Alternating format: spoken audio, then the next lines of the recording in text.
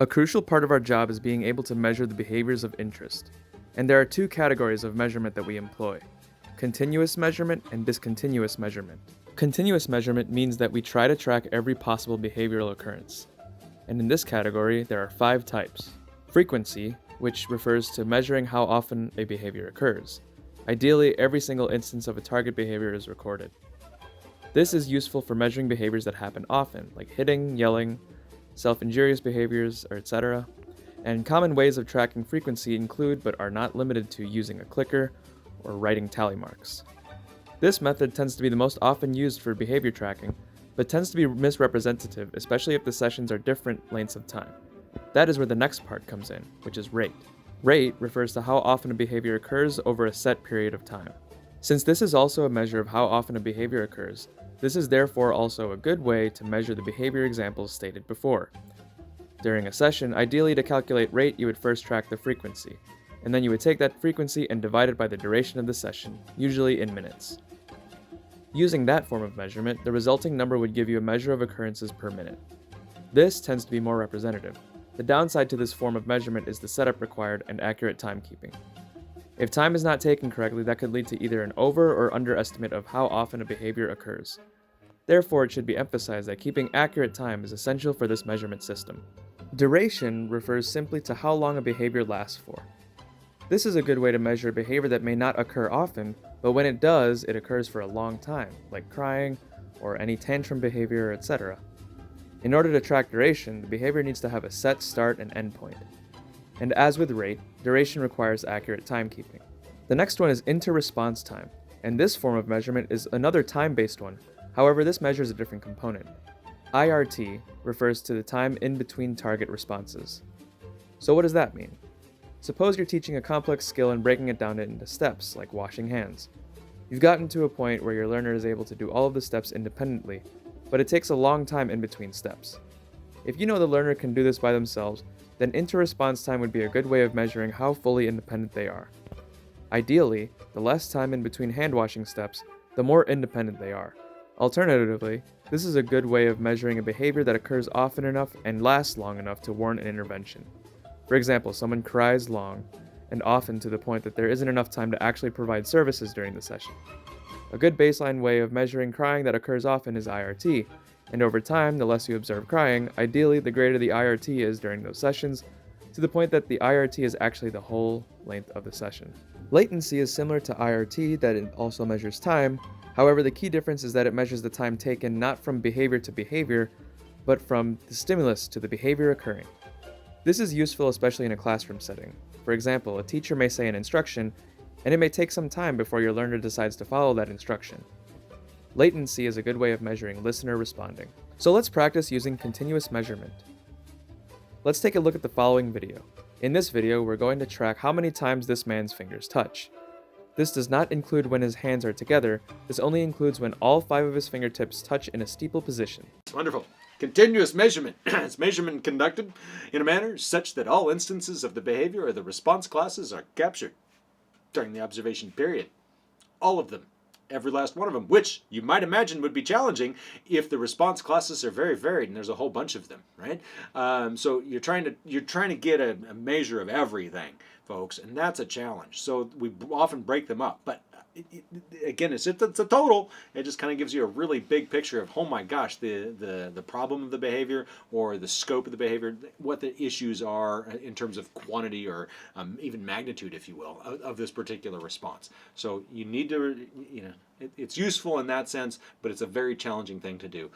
My colleague back there has often said it's fucking impossible, which it probably is, especially with some of the kiddos he's worked with in the past. So there you go. So let's compare data. If you got 4 times, you're right.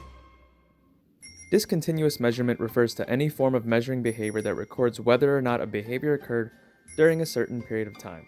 Discontinuous measurement is only used when it's difficult to measure continuously. In other words, it is difficult to record how often or how long a behavior occurs for due to a number of factors, like group instruction, a school setting, or you're tracking on and off task behavior, etc. And there are three main types of discontinuous measurement. The first type is whole interval recording. This refers to the process of recording whether or not a behavior occurs throughout the entire duration of a set time interval.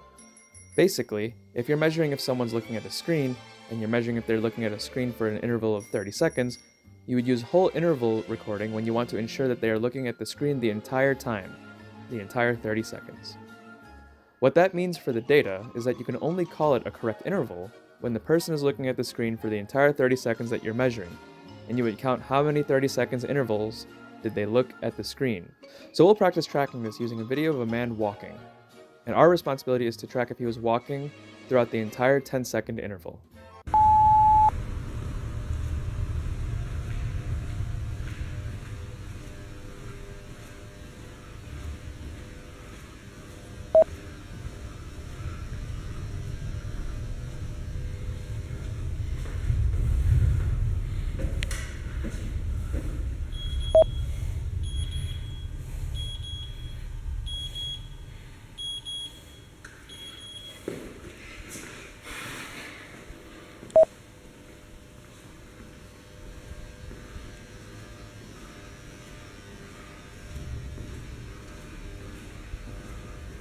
If you had the first interval and the fourth interval as yes, they walked, you're correct. The next type is partial interval recording. Partial interval recording is almost the same thing as whole interval. Both require you to break up a session in intervals, and both interval recording measures require you to keep track of how many intervals did the learner engage in that target behavior. The difference, though, is that partial interval recording only requires that you track whether or not the target behavior occurred during the interval, and you're not measuring if the learner engaged in the behavior throughout that entire time interval. So if we go back to our earlier example about measuring if someone is looking at the screen, this time you would mark an interval correct if at any point during the 30 seconds the learner was looking at the screen, and not if the learner looked the entire 30 seconds. We'll practice this again using that same video of a man walking, but this time our responsibility is to track if they were walking at any point during each of those 10-second intervals.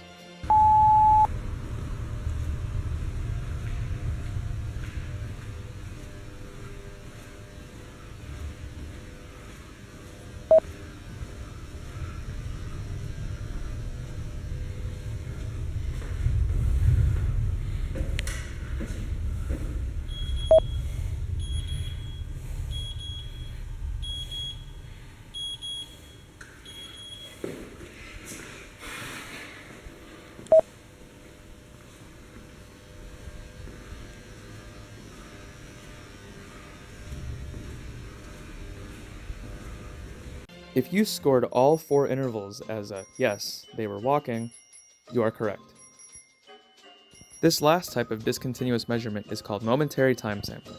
Momentary time sampling takes data based on time, yes, but only taking the data momentarily, or if it occurred during a specific point in time. So suppose you're a teacher in a classroom and you're keeping track of a gazillion kids. You're not going to be able to measure a learner's on-task behavior because you have other kids to watch. Therefore, you are recommended to use momentary time sampling every 2 minutes. Now that means you can present the task, but you will not check on them until 2 minutes later. After 2 minutes, you check up and see if the learner is on task. If they are, they get a plus for that time. If not, then mark it as a minus. Momentary time sampling is perfect for a teacher in a school setting, but this method fails to be as representative of behavior as the other 2 discontinuous measurement styles, let alone the continuous ones. So let's practice using this momentary time sampling to track whether or not this man is straining himself trying to pose his muscles after each beep. There we go, this is... Work it, babe. Work Mama, it. stop! It's not a joke, seriously. I'm not joking. It's a photo shoot. I'm being your photographer. Stop! Oh my god.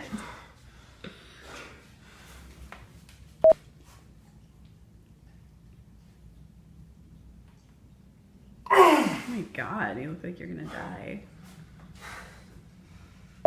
If you scored the first 2 intervals correctly and the last interval wrong, you're correct.